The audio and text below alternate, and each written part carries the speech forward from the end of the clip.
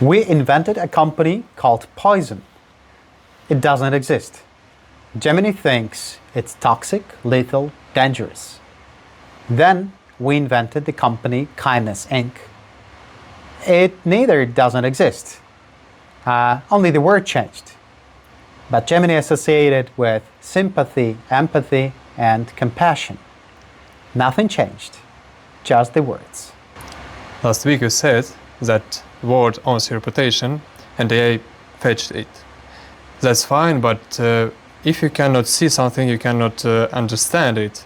So how you actually can check it? Now it's different. When the buyer asks the AI about you, right? Mm-hmm. The AI gives you one answer in words every time. Tell me more about it. So for the first time, reputation is written down. You can read it, you can measure it. And we called it Rankfor Index. So is it just one number, kind of like a score, 1 of 100? So there is one number and people want to have one number. But underneath it, there are actually 7 more. And there is a reason why I actually use comparison of the blood test. So you might have perfectly fine the cholesterol, you might have a very good level of ferrum inside it, but like here in Estonia, it might be lack of vitamin D. Mm-hmm. And the same thing is with reputation. It's not one thing. As mentioned earlier, corporate responsibility, opinions and reviews, quality of the workplace and all the employee branding you did, governance, CSR, sustainability, and the overall score. So we see it constantly that the brand needs to get deeper on the reputation level, one after another, to understand what actually builds it up. The index actually tells you what it stands for, and it also tells you what are the gaps behind. Okay, so give me one number which makes each CMO put their coffee down. After studying more than 165,000 citations, we understood that 86% is actually the number which a company doesn't own. The sources where reputation reads about all of these metrics mentioned earlier. Off your website, off your control. It seems it might be off your control, but really you can have a real influence on it and impact. So think about measuring reputation. This story is written in someone else's building. You live in one place, but then you need to go to another one to read about your own, right? And this is something that we shared in the previous weekly. We were discussing the Seth Godin concept of being remarkable, if you remember. Yeah, right. Yeah. So your own site is like a small building on a corner of the street. And it's fine, it's 14%, it's quite a lot. But in our Rankfor Index study with previous Nordic, CE, Baltic index that we had, we learned that there are companies that have even 36% of the influence. So imagine like a bigger building on the street with the ad on it, with neon, and saying, hey, here we are, the best lawyers in the city, for example, right? So you can still shape it. But first you have to look at it honestly. Does AI actually know my brand, or are we just assuming it? We were also assuming, and because of that, we ran the study with 264 brands out of Financial Times Europe 1000 list. And the answer was not that comfortable. You can imagine that in 49% of cases, like everything was fine. LLMs, they categorized properly the names to proper industries, but for 27%, it didn't know where to assign the company into which industry, and with other 24%, it was lost every second or third time. So we collected 8,250 answers. Search was switched off on purpose because we wanted to test also what is already sitting in the memory about the companies which exist on the market. So more than 1 in 4 company from this list is currently misrepresented. There is a Danish company named Clever, and 0 times out of 60 it was placed in the energy industry.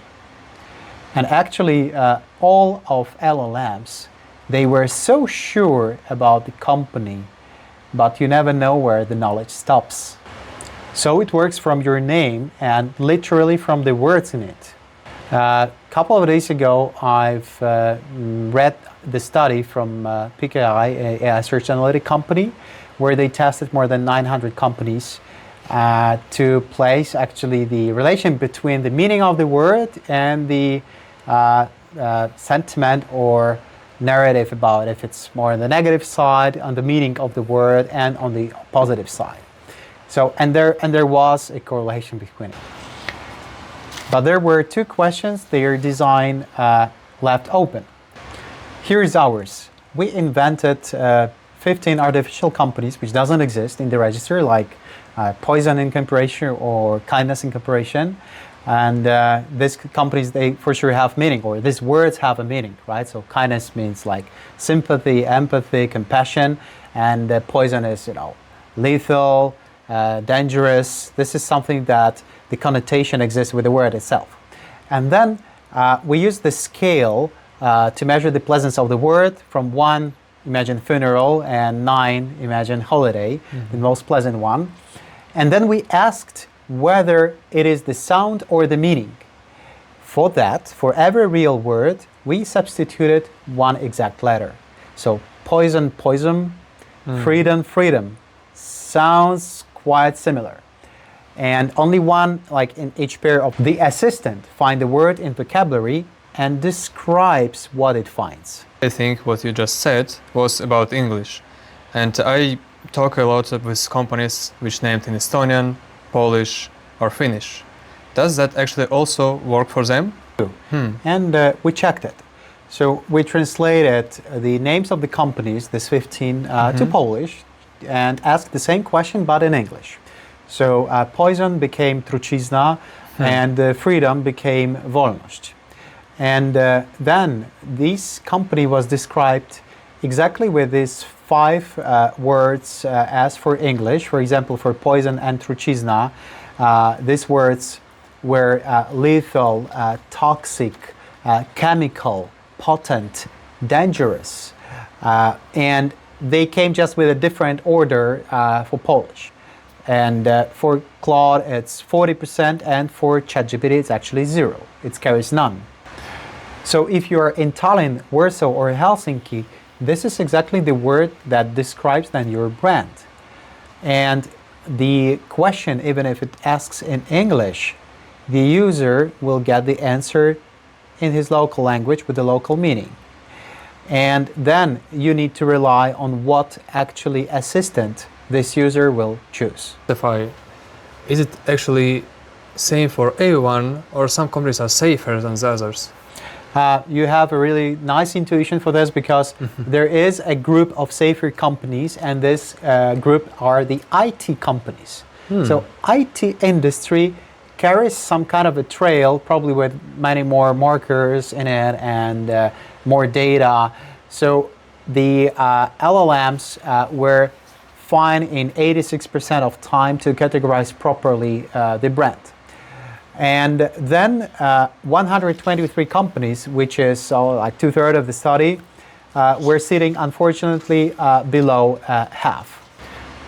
So if you sell insurance, logistics, energy, consultancy, my advice would be that include into your name of the company the industry that you're in.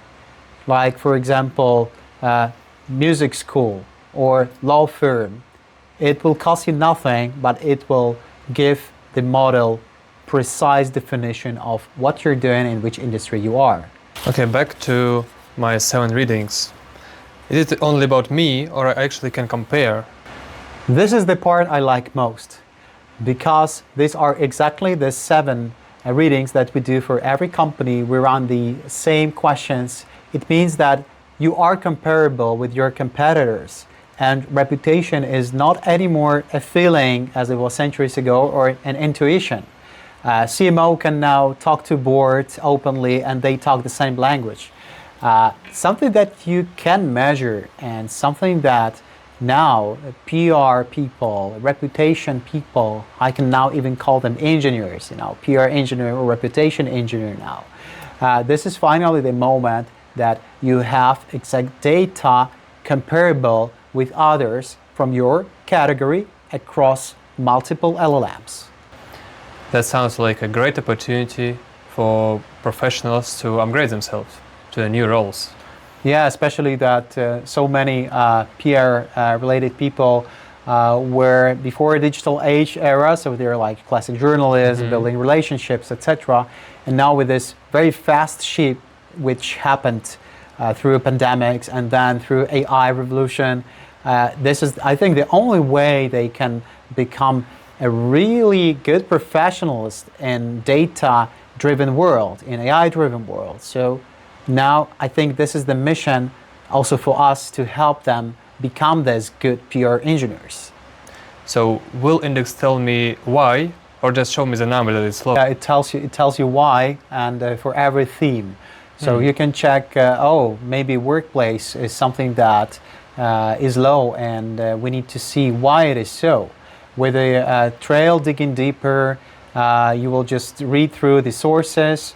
Maybe that's a career portal plus a couple of threads from forum builds your reputation like this. And then you know to which door to knock and where to invest a bit more of your attention or budget. Or would it be another category, for example, corporate responsibility, that you can then freely invest into digging deeper and learning more about tier 1 news, governmental, academic, and other sources of. So reputation stops being a weather and starts being actually something you can find. So what do the team can do on the Monday morning? The honest workflow is a loop. So you first measure and you find out what are the reasons behind it, what are the sources, what is the workplace, corporate responsibility, sustainability theme, any other theme that you have, like with blood. Then when you already know it and you analyze the sources, this is the moment where this is the actual work for the team to do. They need to start, reach out to the sources. They need to pitch them with the proper facts, with all the things they did. So it's a fact-based. It's not something that you would buy easily or you can influence or leverage, right? So the most people skip is the last part of the loop is to measure again. So after the work they did, they can repeat the whole score after a month. It's like after having a disease or after having a treatment, you go and you do again the blood test, right? And then you know if the direction of the treatment is a good one. So this is exactly the number that you... And the last thing for today, so can't someone just game the number? And actually this is the thing that we would not like to have at all. Only real facts, real people. It ties back to what we said about this Seth Godin last week. For some brands, it's actually something that stinks because they have opinionated reputation. It might be on both sides of barometer. Some facts are really positive on the sentiment. Some of them are not so much. It's like with the live sinusoid you have. And if you want to trick the model, then you actually put everything on the rod. And I listened recently also a small video cast by Rasa Sosnovikete from GrowthByte, and there was a piece about buying also links and making this link building, farming things and spending money on those thin ones just to build, SEO presence and all this. So no, as they also advise to focus on the one which really moves the needle and which you actually can discover with the Rankfor Index. So you can understand, okay, how to improve your vitamin D, how to improve your iron, and how to improve your general overall health. And because you are a brand, you have a promise. And would it be AI or a Google search, or would it be just a offline world, you'd still need to keep up to this promise. For me personally, it's all about research and transparency. So I pay attention very much into this. And just the last thing to share, I had to reply this night to one email which tried to buy the presence in the research for commercial presence for their brand, meaning that there are still companies, multi-million companies, that think that they can move the needle this way, influencing the research also, because they know, and we know, that academic sources, they have 0.9 weight for the index, so they are quite high. So whatever I can advise to brands and companies, if you do research, if you do nonprofit, just do it with your open heart, invest into it, time, people, focus, and then publish, and this will pay off. Thank you, Daniel, for the conversation we had today. Yeah, thank you. Yeah, till the next week.